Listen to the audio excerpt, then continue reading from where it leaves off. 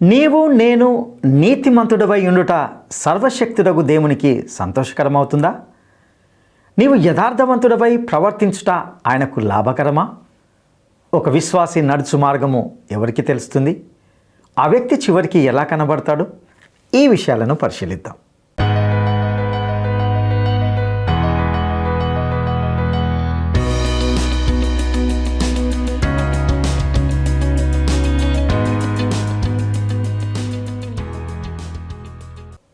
క్రీస్తునందు ప్రియమైన ప్రేమధార టీవీ వీక్షకులందరికీ మన ప్రభువును రక్షకుడైన యేసు క్రీస్తు పరిశుద్ధ నామంలో శుభములు తెలియజేస్తున్నాం.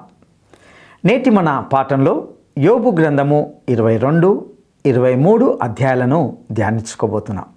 ఈ భాగంలో యోబు స్నేహితుడైన ఎలీఫజు యొక్క మరొక ప్రసంగాన్ని, అందులోని విషయాలను చర్చిస్తాం. ఎలీఫజు కఠినమైన ఆరోపణలు చేసినప్పటికీ యోబు బాధలను అర్థం చేసుకోవడంలో అతడు విఫలమయ్యాడు.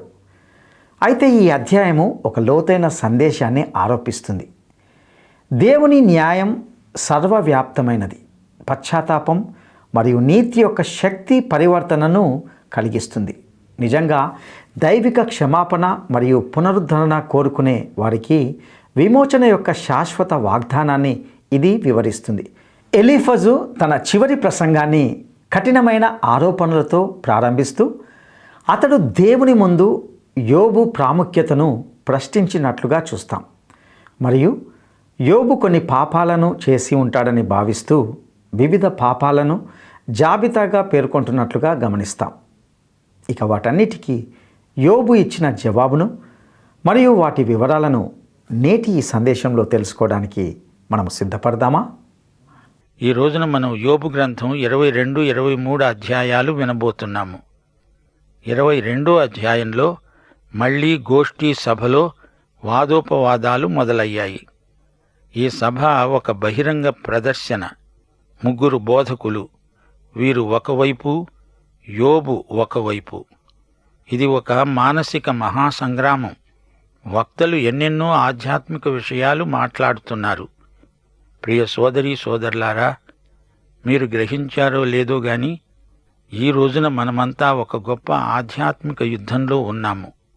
సైతానుతో ప్రతి క్రైస్తవుడు కుస్తీ పట్టవలసి వస్తోంది. వక్తలలో ఎలీఫజు ముఖ్యుడు. ఇతనికి ఎంతో అనుభవం ఉన్నది. ఇతనికి దర్శనాలు కూడా వస్తాయి. ఇతడు ఆధ్యాత్మికవాది. మాటిమాటికి నేను అది చూచాను, ఇది చూచాను అంటాడు. ఇప్పుడు 22వ అధ్యాయం 1వ వచనం నుండి వినండి. అప్పుడు తేమానీయుడైన ఎలీఫజు ఈలాగున ప్రత్యుత్తరమిచ్చాడు. నరులు దేవునికి ప్రయోజనకారులవుతారా? కారు. బుద్ధిమంతులు తమ మట్టుకు తామే ప్రయోజనకారులై ఉన్నారు. నీవు నీతిమంతుడవై ఉండడము సర్వశక్తుడైన దేవునికి సంతోషమా? నీవు యథార్థవంతుడవై ప్రవర్తించడము ఆయనకు లాభకరమా? ఆయన యందు భయభక్తులు కలిగి ఉన్నందున ఆయన నిన్ను గద్దిస్తాడా?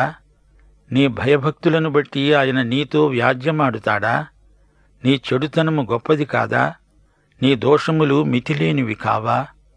ఏమీ ఇయ్యకుండానే నీ సోదరుల వద్ద నీవు తాకట్టు పుచ్చుకున్నావు. వస్త్రహీనుల బట్టలను తీసుకున్నావు. దప్పిచేత ఆయాసపడిన వారికి నీళ్ళియ్యలేదు. ఆకలిగొన్న వానికి అన్నం పెట్టలేదు. బాహుబలము గల మనుష్యునికే భూమి ప్రాప్తిస్తుంది. ఘనుడని ఎంచబడినవాడు దానిలో నివసిస్తాడు. విధవరాండ్రను ఒట్టి చేతులతో పంపివేశావు. తండ్రి లేని వారి చేతులు విరగ్గొట్టావు. అందుకే బోనులు నిన్ను చుట్టుకుంటున్నవి. ఆకస్మిక భయం నిన్ను బెదరిస్తున్నది. నిన్ను చిక్కించుకున్న అంధకారమును నీవు చూడడం లేదా? నిన్ను ముంచబోయే ప్రళయ జలములను నీవు చూడడం లేదా? శ్రోతలు, ఈ వివాదంలో అసలు సమస్య ఎవరూ గుర్తించినట్లు లేదు. యోబు స్నేహితులు సైతాను వాదంతో ఏకీభవిస్తున్నారు. సైతాను అభియోగం ఏమిటి? యోబు ఒక గొప్ప పాపి. అతడు భక్తుడు కాడు. దేవుడు ఆశీర్వదిస్తూ ఉండటమును బట్టి అతడు భక్తుడిలాగా నటిస్తున్నాడు. కాని ఇప్పుడు సైతాను వాదం బలహీనమైనదని తేలిపోయింది. యోబు తన పిల్లలను పోగొట్టుకున్నాడు. అతని ఆస్తి అంతా పోయింది. అయినా ఇంకా దేవుణ్ణి నమ్ముకొని ఉన్నాడు. యోబు విశ్వాసం వ్యాపారం కాదు, వర్తకం కాదు. ఇప్పుడు ఎలీఫజు మరొక వాదం లేవనెత్తుతున్నాడు. యోబు నీతిమంతుడైతే ఇట్టి పరిస్థితిలో దేవునికి ఏమి మహిమ? దేవుడు న్యాయశీలి గదా. మానవుని పుణ్యకార్యాలు దేవుణ్ణి మెప్పించగలవా? దేవుని కన్నుగప్పి నీతి ముసుగు వేసుకొని యోబు పాపాలు చేస్తున్నాడు. దేవుడు చూడడం లేదులే అనుకుంటున్నాడు. ఇప్పటికైనా యోబు పశ్చాత్తప్తుడైతే మంచిది. ఈ విధంగా ఎలీఫజు సైతాను కంటే బాగా వాదిస్తున్నాడు. ప్రియశ్రోతలు, దేవుడు మన తండ్రి. ఆయన మనల్ని ప్రేమించే పరలోకపు తండ్రి. తన పిల్లలు తనకు విధేయులై ఉండాలని ఆయన కోరుతున్నాడు. తన బిడ్డలు తనను ఆరాధించాలని, సేవించాలని, ఎదగాలని దేవుని కోరిక. నీవు ధనికుడివైనా, బీదవాడివైనా, ఆరోగ్యవంతుడివైనా, రోగివైనా నీ దేవుణ్ణి సంతోషపెట్టడమే నీకు ఆనందం. కీర్తనలు 40:8. నా దేవా, నీ చిత్తము నెరవేర్చడము నాకు సంతోషం. యోహాను సువార్త 8:29. యేసు ప్రభు అన్నాడు, నన్ను పంపినవాడు నాకు తోడై ఉన్నాడు. ఆయనకిష్టమైన కార్యము నేనెల్లప్పుడూ చేస్తాను గనుక ఆయన నన్ను ఒంటరిగా విడిచిపెట్టలేదు. ఎలీఫజు యోబును సందిగ్ధంలో పడేయాలని చూస్తున్నాడు. యోబు, నీ వలన దేవునికి ఏమి ప్రయోజనం అని అడుగుతున్నాడు. మనిషి వలన దేవునికి ప్రయోజనం ఏమున్నది? మనిషి దేవునికి ఏమి లాభం చేకూర్చగలడు? యేసు ప్రభు ఒకసారి ఒక ఉపమానం చెప్పాడు. లూకా శుభవార్త 17:10 ఒక సేవకుని గురించిన మాట. మీరు మీకు ఆజ్ఞాపించబడినవన్నీ చేసిన తరువాత చెప్పాలి, మేము నిష్ప్రయోజనమైన దాసులము, మేము చేయవలసినవే చేసి ఉన్నాము. ఈ వక్తలు నాటు వైద్యుల్లాగా వ్యవహరిస్తున్నారు. రోగ నిర్ధారణ చెయ్యలేరు. రోగానికి సరిపడే ఔషధము వారికి తెలియదు. ఈ రోజుల్లో కూడా చాలామంది అనుకుంటున్నారు తమ శక్తి సామర్థ్యాలను బట్టి దేవుడెంతో ఉప్పొంగిపోతున్నాడని. వీరి ఉద్దేశ్యం సరైంది కాదు. మనమెవరిమో గుర్తించాలి. మనము దేవునిపైన పూర్తిగా ఆధారపడవలసిన వారం. మనము ఏదేదో చేసి గొప్ప ప్రదర్శనలిచ్చి దేవుణ్ణి మెప్పిస్తాము అనుకుంటే అది భ్రమ. ఎలీఫజు యోబును నిలదీసి అడుగుతున్నాడు, యోబు, నీవు గొప్ప నీతిమంతుడివా, పరిపూర్ణుడివా? ఇంత గొప్పవాడిపై చర్య ఎలా తీసుకోవాలో దేవునికి తెలియదా? ప్రియశ్రోతలు, గమనించండి. ఎలీఫజును ఒక్కసారి పరిశీలించండి. ఇతడు యోబును గురించిన పుకార్లను నమ్ముతున్నాడు. నీవు చెయ్యకూడనివి చేశావు అంటున్నాడు. అపనిందలను ప్రచారం చేసేవారు చాలామంది ఉన్నారు. వారి మాటలు నమ్మకూడదు. ఈ బోధకులు యోబును రెచ్చగొడుతున్నారు. ఇవన్నీ విన్న మీదట యోబు తనను తాను సమర్థించుకుంటున్నాడు. దేవుని మీద నింద వేస్తున్నాడు. ఎలీఫజు యోబును గద్దిస్తున్నాడు. 12 దేవుడు ఆకాశమంత మహోన్నతుడు కాడా? నక్షత్రముల ఔన్నత్యాన్ని చూడు, అవి ఎంత పైగా ఉన్నవి. దేవుడు నిన్ను చూస్తున్నాడు. నీలో రహస్య పాపాలున్నాయి. దేవుడు నీకు శిక్ష విధించాడు. దేవునికి ఏమీ తెలియదు అనుకుంటున్నావా యోబు? గాఢాంధకారములో ఆయన చూడగలడు. నీవాయన్ను చూడలేవు గాని ఆయన నిన్ను చూస్తున్నాడు. ఎలీఫజు ఒక పాపితో మాట్లాడినట్లు యోబుతో మాట్లాడుతున్నాడు. కాని యోబు తన విమోచకుడు సజీవుడని ఎరిగినవాడు. అందుచేత ఎలీఫజు సిద్ధాంతం యోబుకు వర్తించదు. ఎలీఫజు అంటున్నాడు, ఆయనతో సహవాసము చేసిన ఎడలా నీకు సమాధానం, అది నీకు మేలు. ఆయన నోటి ఉపదేశాన్ని అవలంబించు. ఆయన మాటలను నీ హృదయంలో ఉంచుకో. సర్వశక్తుని వైపు నీవు తిరిగిన ఎడల, నీ గుడారములలో నుండి దుర్మార్గమును దూరముగా తొలగించిన ఎడల నీవు అభివృద్ధి పొందుతావు. మట్టిలో నీ బంగారాన్ని, ఏటి రాళ్లలో ఓఫీరు సువర్ణాన్ని పారవేయి. అప్పుడు సర్వశక్తుడు నీకు అపరంజిగా, ప్రశస్తమైన వెండిగా ఉంటాడు. అప్పుడు సర్వశక్తుని యందు నీవు ఆనందిస్తావు. దేవుని తట్టు నీ ముఖమెత్తుతావు. ప్రియశ్రోతలు, ఎలీఫజు యోబుకు రక్షణ సువార్త ప్రకటిస్తున్నాడు. రక్షించబడిన వ్యక్తికి చెప్పవలసిన మాటలు ఇవి కావు. ఎలీఫజుకు సందర్భశుద్ధి తెలియదు. రక్షించబడిన వ్యక్తులు మహాసభలలో రక్షణ కోసం చేతులెత్తటం, బోధకులు వారి చేత చేతులెత్తించటం విడ్డూరం అనిపిస్తోంది. క్రీస్తును అంతకు ముందే అంగీకరించిన మనిషి మళ్లీ క్రీస్తు కోసం తీర్మానం చేసుకోవడం సరైన పద్ధతి కాదు. ప్రభువు దగ్గరికి రావలసిన వారు ఎందరో ఉండగా వచ్చిన వారినే తిరిగి రమ్మనడం ఎందుకో తెలియదు. ఎలీఫజు మాటలు బాగానే ఉన్నాయి కాని అవి యోబుకు ఏమాత్రమూ వర్తించవు. యోబులో రహస్య పాపం ఉన్నదని, మారుమనస్సు పొందవలసిందని అతని మీదికి ఒత్తిడి తెస్తున్నాడు. దేవుడు యోబుకు శత్రువు అంటున్నాడు, కాని అది నిజం కాదు.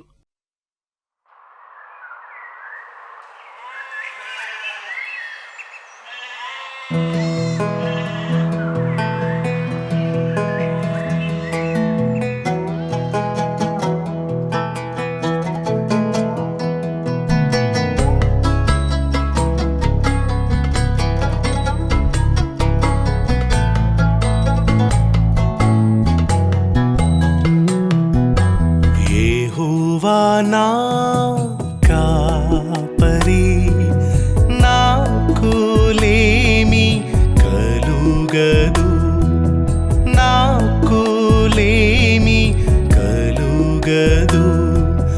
యెహోవా నా కాపరి, నాకు లేమి కలుగదు, నాకు లేమి కలుగదు.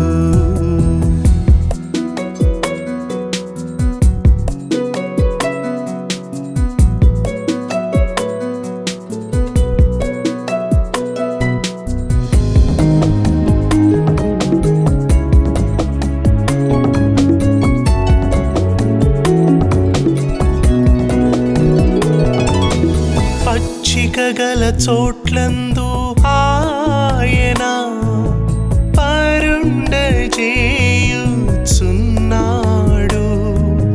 పచ్చిక గల చోట్లందు ఆయన పరుండజేయుచున్నాడు,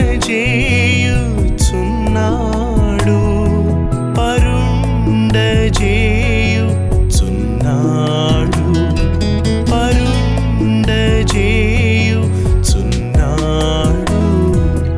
యెహోవా నా కాపరి, నాకు లేమి కలుగదు, నాకు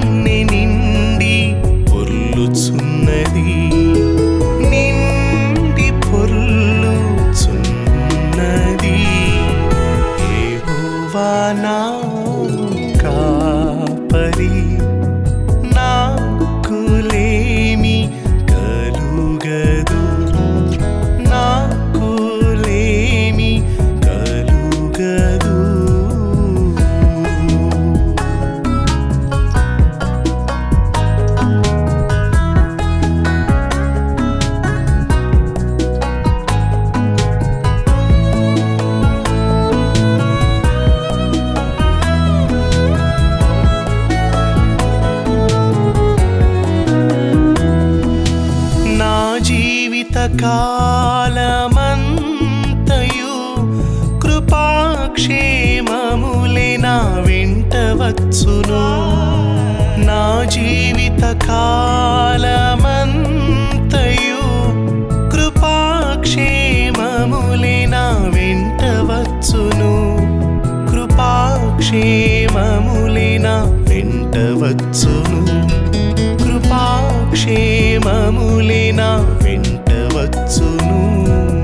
యెహోవా నా కాపరి, నాకు లేమి కలుగదు.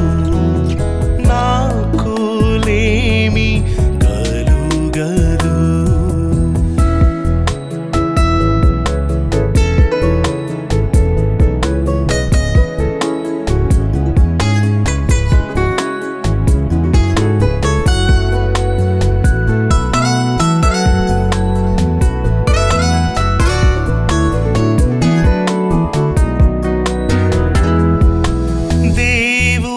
మహిమా మందిరమునందు చిరకాలమంతయు నివసింతును. దేవుని మహిమా మందిరమునందు చిరకాలమంతయు నివసింతును. చిరకాలమంతయు నివసింతును. చిరకాలమంతయు నివసింతును. యెహోవా. ఎలీఫజు చెప్పేదేమిటి? యోబు, దేవునికి ప్రార్థన చెయ్యి, దేవుడు నీ ప్రార్థన వింటాడు, నీ యోచన స్థిరపరచబడుతుంది, నీ మార్గము మీద వెలుగు ప్రకాశిస్తుంది. వినయము గలవారిని ఆయన రక్షిస్తాడు, విడిపిస్తాడు. నీ చేతులు శుద్ధిగా ఉంచుకో. సోదరీ సోదరులారా, ఇదేమి బోధ? యోబుకు ఇదంతా తెలుసు. దేవునితో సమాధానపడండని దైవసేవకులు ప్రజలను బ్రతిమాలుకుంటారు. యేసే మార్గము, సత్యము, జీవము. అయితే ఎలీఫజు బోధ అందరికీ ఒక్కటే. పాపులకు, పరిశుద్ధులకు ఒకే బోధ చేస్తాడు. అతని బోధ వలన ఎవరికీ మేలు కలగదు. ఇప్పుడు 23వ అధ్యాయంలోకి వస్తున్నాము. జాగ్రత్తగా వినండి. యోబు ప్రత్యుత్తరమిస్తున్నాడు. నేను తిరుగుబాటు చేస్తున్నాను. నా వ్యాధి నా మూలుగు కంటే భారంగా ఉన్నది. ఆయన నివాస స్థానం వద్ద నేను చేరునట్లుగా ఆయనను ఎక్కడ కనుగొంటానో అది నాకు తెలియబడునుగాక. దేవుని సన్నిధిలోకి వెళ్లాలని యోబుకు ఎంతో ఆశ. అతణ్ణి అతని స్నేహితులు దేవుని కృపాసనం వద్దకు తేలేకపోతున్నారు. దేవుడు యోబు మీద క్రమశిక్షణ చర్య తీసుకున్నాడు. ఇప్పుడు యోబును దేవుని కృపాసనం వద్దకు తేవాలి. యోబు అంటున్నాడు, దేవుని సన్నిధిలో నేను నా వ్యాజ్యాన్ని విశదపరుస్తాను. నా పక్షాన నేను వాదిస్తాను, నోరార మాట్లాడతాను. అయినా యోబు ఏమి మాట్లాడగలడు? దేవునితో వాదోపవాదాలు పనికిరావు. ఏదో అంటున్నాడు గాని తీరా దేవుని వద్దకు చేరాక అవాక్కైపోతాడు. యోబు అంటున్నాడు, ఆయన నాకు ప్రత్యుత్తరముగా ఏమి పలుకుతాడో అది నేను తెలుసుకుంటాను. ఆయన పలికే మాటలు గ్రహించుకుంటాను. దేవుడు తన అధిక బలము చేత నాతో వ్యాజ్యమాడతాడా? ఆయన అలా చేయడు. నా మనవి ఆలకిస్తాడు. యథార్థవంతులు ఆయనతో వ్యాజ్యమాడవచ్చు. నేను ఎన్నటికీ నా న్యాయాధిపతి వలన శిక్ష నొందను. తూర్పు దిశకు వెళితే దేవుడక్కడ లేడు. పడమటి దిశకు వెళ్ళినా ఆయన కనపడటం లేదు. ఆయన పనులు జరిగించవలసిన ఉత్తర దిశకు పోయినా ఆయన కానరాడు. దక్షిణ దిశకు ఆయన ముఖం తిప్పుకున్నాడు. నేనాయనను కనుగొనలేను. శ్రోతలు, దేవుణ్ణి కనుగొనాలంటే అటూ ఇటూ పరిగెత్తితే సరిపోతుందా? అయినా దేవుడు ఎంత దూరాన ఉన్నాడు? నీ చేయి, నీ గుండె, నీ ఉచ్ఛ్వాస నిశ్వాసాలు నీకెంత దగ్గరో ఆయన నీకంత దగ్గరగా ఉన్నాడు. యోబు ఎక్కడెక్కడో తిరుగుతున్నాడట. 10వ వచనం మచ్చుతొనక, నేను నడిచే మార్గం ఆయనకు తెలుసు. ఆయన నన్ను శోధించిన తరువాత నేను సువర్ణము వలె కనపడతాను. యోబులో కొత్త వెలుగు ప్రకాశించింది. నన్ను దేవుడు ఒక ప్రత్యేక ఉద్దేశ్యంతో పరీక్షిస్తున్నాడు. దీనివలన నేను మేలిమి బంగారమునై ప్రకాశిస్తాను. ప్రియ శ్రోతలారా, పరీక్షల వల్ల విశ్వాసం బలపడుతున్నదని మీరెరుగుదురా? శ్రమల వలన నైతిక శీలము గట్టిపడుతుంది. పెను తుఫానులు వీచినప్పుడు దేవుడు మనల్ని ఆదుకుంటాడు. మనల్ని సురక్షితంగా ఒడ్డుకు చేరుస్తాడు. 11వ వచనం, ఆయన అడుగుజాడలు విడువక నా పాదాలు నడిచాయి. నేను అటూ ఇటూ తొలగక ఆయన మార్గాన్ని అనుసరించాను. ఆయన పెదవుల ఆజ్ఞను నేను విడిచి తిరగలేదు. ఆయన నోటి మాటలను నా స్వాభిప్రాయం కంటే ఎక్కువగా ఎంచాను. ఆయన ఏకమనస్సు గలవాడు, ఆయనను మార్చగలవాడెవడు? ఆయన తనకిష్టమైనది ఏదో అదే చేస్తాడు. గమనించారా? యోబు దేవుని వాక్యానుసారముగా జీవించాలనే కోరిక గలవాడు. అయితే దేవుని వాక్యాన్ని సరిగా వివరించేవారు అతని స్నేహితుల్లో ఒక్కడు కూడా లేడు. అనుభవము ద్వారా నేర్చుకుంటాము. యోబు అంటున్నాడు, నాకు విధించబడిన దానిని ఆయన నెరవేరుస్తాడు. అనేకమైన పనులు ఆయన జరిగిస్తాడు. ఆయన సన్నిధిలో నేను కలవరపడుతున్నాను. ఆలోచించినప్పుడెల్లా ఆయనకు భయపడుతున్నాను. దేవుడు నా హృదయాన్ని కృంగజేశాడు. సర్వశక్తుడే నన్ను కలవరపరిచాడు. అంధకారము కమ్ముకున్నా, గాఢాంధకారం ఆవరించినా నేను నాశనము చేయబడి ఉండలేదు. సోదరీ సోదరులారా, యోబు దేవుణ్ణి విమోచకునిగా ఎరుగును. అయితే తనకేమి జరుగుతున్నదో, ఎందుకు జరుగుతున్నదో అతనికి తెలియదు. యోబుకు ఇప్పుడు ఆదరణ కావాలి. పరలోకపు వెలుగు కావాలి. యోబులోని రహస్య పాపాలను బయటికి తేవాలని యోబు స్నేహితులు ప్రయాసపడ్డారు. కానీ దానివలన యోబు తనను తాను సమర్థించుకునే మనస్తత్వాన్ని పెంచుకుంటున్నాడు. ఇది విషాదకరం. యోబు దేవుణ్ణి ముఖాముఖిగా చూస్తానంటున్నాడు. దేవుని దర్బారులో నిలుస్తాను అంటున్నాడు. అయితే ఆ దేవుడు ఎక్కడున్నాడు? తీరా దేవుడు కనపడ్డప్పుడు యోబు ఏమీ మాట్లాడలేకపోయాడు. ఎందుకని? దేవుని మహిమను చూచినప్పుడు ఎంతటివానికైనా నోరు పెగలదు. అయినా యోబు దేవుణ్ణి చూచాడు. 42వ అధ్యాయంలో దేవదర్శనం పొందాడు. యోబు పుటం పెట్టబడిన బంగారంలా అయ్యాడు. ఇబ్బందుల కొలిమిలో యోబులాగా మనము బాగా పుటం పెట్టబడాలి. 1 పేతురు 1వ అధ్యాయం 6 నుండి 9వ వచనం వరకు, అవసరమును బట్టి నానావిధములైన శోధనల చేత ప్రస్తుతమున కొంచెము కాలము మీకు దుఃఖము కలుగుతున్నది. నశించిపోయే సువర్ణము అగ్ని పరీక్ష వలన శుద్ధపరచబడుతున్నది గదా. దానికంటే అమూల్యమైన మీ విశ్వాసము ఈ శోధనల చేత పరీక్షలకు నిలిచినదై యేసుక్రీస్తు ప్రత్యక్షమైనప్పుడు మీకు మెప్పు, మహిమ, ఘనత కలుగడానికి కారణమవుతుంది. మీరాయనను చూడకపోయినా ఆయనను ప్రేమిస్తున్నారు. ఇప్పుడాయనను కన్నులార చూడకుండానే విశ్వసిస్తూ మీ విశ్వాసానికి ఫలమును అనగా ఆత్మరక్షణను పొందుతూ చెప్పనశక్యము మహిమాయుక్తమైన సంతోషము గలవారై ఆనందిస్తున్నారు. కొలిమి వేడిమి నీవు తగ్గించలేవు, హెచ్చించలేవు. దేవునికి ఆయన వాక్యానికి విధేయులమై శ్రమలను సహనముతో అనుభవించాలి. వేరే మార్గం లేదు. యోబు మాటల్లో వైవిధ్యం కనపడుతున్నది. దేవునికి విధేయుణ్ణి అంటాడు, కొంతసేపటికి దేవుడు నాకు విరోధి అంటాడు. స్నేహితుల మాటల వలన అతని మనస్సు కలవరం చెందింది. కష్టాలు వచ్చినప్పుడు దేవుణ్ణి నిందించడం సహజం.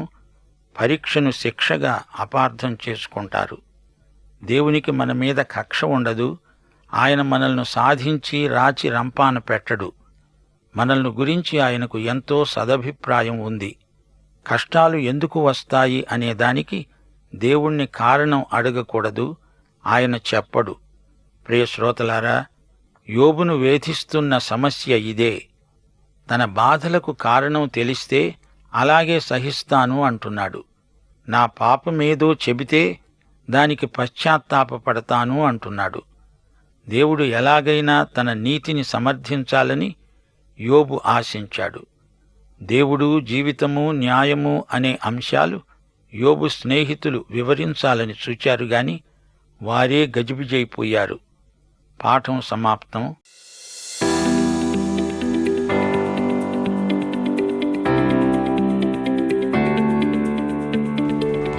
దేవుడు మన తండ్రిగా ఉండి మన నుండి ఏమి కోరుతున్నాడు? దేవుడు మన తండ్రిగా ఉండి మన నుండి ఏమి కోరుతున్నాడు? 1. ఆయన ప్రేమకు బదులుగా తనకు మనము ఏదైనా ఇవ్వాలని. 2. ఆయనకు విధేయులయ్యుండి ఆరాధించి సేవించాలని. 3. ఆయనను ఎప్పటికీ మరిచిపోకుండా వీలైనంత మట్టుకు ఇతరులతో పంచుకోవాలని. ఈ ప్రశ్నకు సరైన జవాబును ఈ వాట్సాప్ నంబర్కు పంపండి. ప్రియులరా, నేటి ఈ సందేశం ద్వారా విశ్వాసులందరూ కూడా ఈ లోకముతో ఒక గొప్ప ఆధ్యాత్మిక పోరాటంలో ఉన్నట్లుగా జ్ఞాపకం చేయబడుతున్నాం. ఈ భాగము విశ్వాసులుగా మనము దేవుని గురించి తమ స్వంత పరీక్షలు మరియు ప్రశ్నలతో పోరాడమని ప్రోత్సహిస్తుంది.